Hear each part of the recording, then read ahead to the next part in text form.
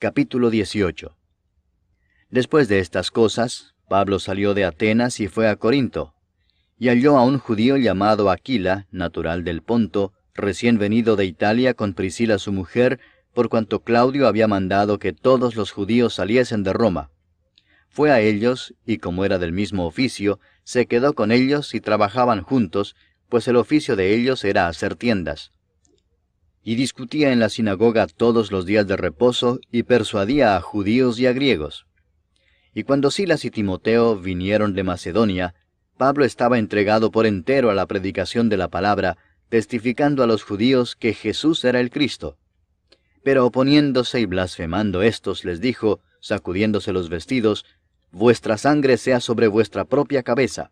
Yo, limpio, desde ahora me iré a los gentiles».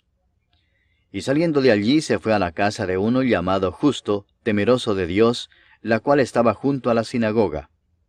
Y Crispo, el principal de la sinagoga, creyó en el Señor con toda su casa, y muchos de los corintios, oyendo, creían y eran bautizados. Entonces el Señor dijo a Pablo en visión de noche, «No temas, sino habla, y no calles, porque yo estoy contigo, y ninguno pondrá sobre ti la mano para hacerte mal, porque yo tengo mucho pueblo en esta ciudad». Y se detuvo allí 1 año y 6 meses, enseñándoles la palabra de Dios. Pero siendo Galión procónsul de Acaya, los judíos se levantaron de común acuerdo contra Pablo, y le llevaron al tribunal, diciendo, «Este persuade a los hombres a honrar a Dios contra la ley». Y al comenzar Pablo a hablar, Galión dijo a los judíos, «Si fuera algún agravio o algún crimen enorme, oh judíos, conforme a derecho yo os toleraría.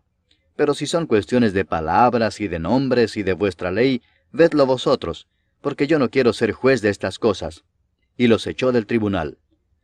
Entonces todos los griegos, apoderándose de Sóstenes, principal de la sinagoga, le golpeaban delante del tribunal, pero a Galión nada se le daba de ello.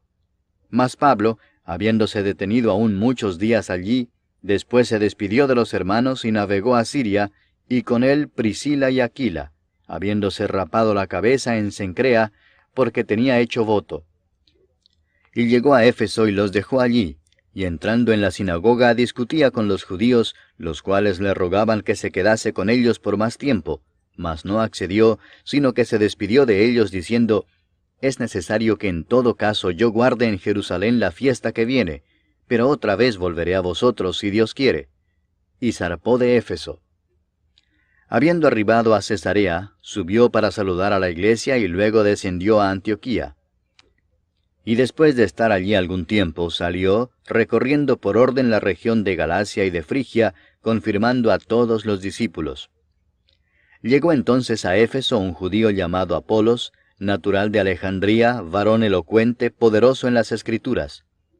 Este había sido instruido en el camino del Señor, y siendo de espíritu fervoroso, hablaba y enseñaba diligentemente lo concerniente al Señor, aunque solamente conocía el bautismo de Juan. Y comenzó a hablar con denuedo en la sinagoga, pero cuando le oyeron Priscila y Aquila, le tomaron aparte y le expusieron más exactamente el camino de Dios. Y queriendo él pasar a Acaya, los hermanos le animaron y escribieron a los discípulos que le recibiesen. Y llegado él allá, fue de gran provecho a los que por la gracia habían creído, porque con gran vehemencia refutaba públicamente a los judíos, demostrando por las Escrituras que Jesús era el Cristo.